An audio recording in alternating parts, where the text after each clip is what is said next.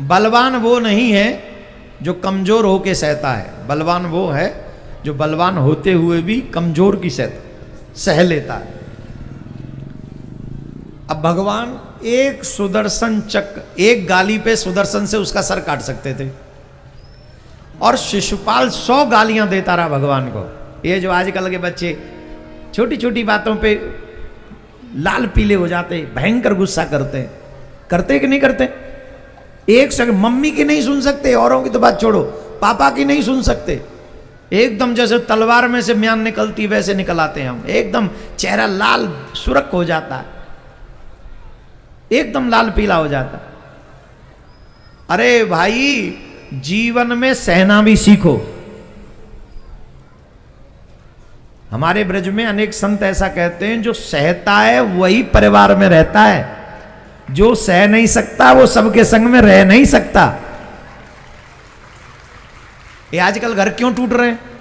ए जी, हाँ जी, मैं बता रही हूं, मैं तुम्हारी मम्मी के संग नहीं रह सकती। हाँ बिल्कुल नहीं रहना चाहिए, मम्मी के संग रह के क्या मिलेगा? अमरूद ना, एकदम छोड़ दो मम्मी का संग। लेकिन तुम्हें कसम लगे, पहले अपनी भाभी को कहो कि वो भी तुम्हारी मम्मी का संग छोड़े। तुम्हें कसम लगे, जैसा तुम अपनी सासू मां के साथ व्यवहार चाहती हो वैसा ही व्यवहार अपनी मां के साथ चाहो, अपनी भाभी का, मजा आ जाए।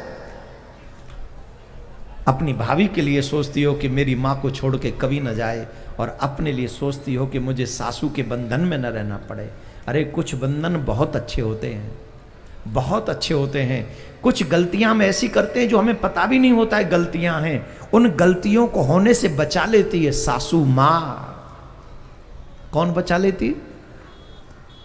सासू मां। ससुर जी नहीं बचा सकते, ससुर जी को पता ही नहीं है,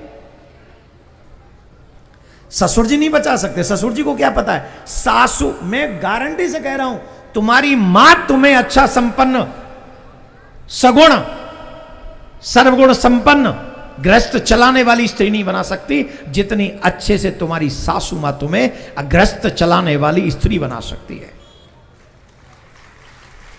मैं ये बात तो समझ सकता हूं, देवियां ताली नहीं बजाएंगी, पर इस बात पे, पर भाई लोग तो बजा ही सकते थे। मैं तुम्हारा दर्द बोल रहा था। जितने भाई बैठे, तुम्हें सौगंध लगे, बताओ, पत्नी की और मम्मी के बीच की लड़ाई में तुम पिसते हो कि नहीं पिसते हो? जितने लोग मम्मी और पत्नी की लड़ाई में पिसते, हाथ उठाओ।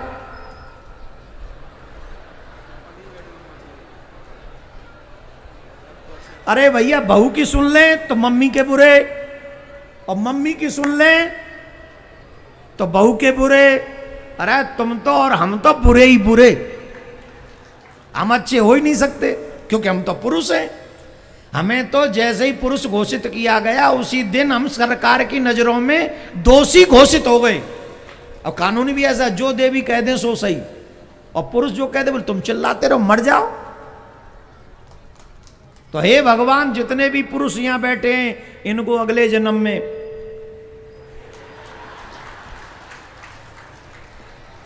तभी सही से बदला ले पाएंगे ये, और जितनी देवी बैठी है इनको अगले जन्म में फिर पता चलेगा। सियावर रामचंद्र की जय। नहीं, भगवान करे ये हमारा और आपका आखिरी जन्म हो। भगवान कृपा करके दोबारा संसार में न भेजे, ठाकुर जी इसी जन्म में लीला पार कर दे।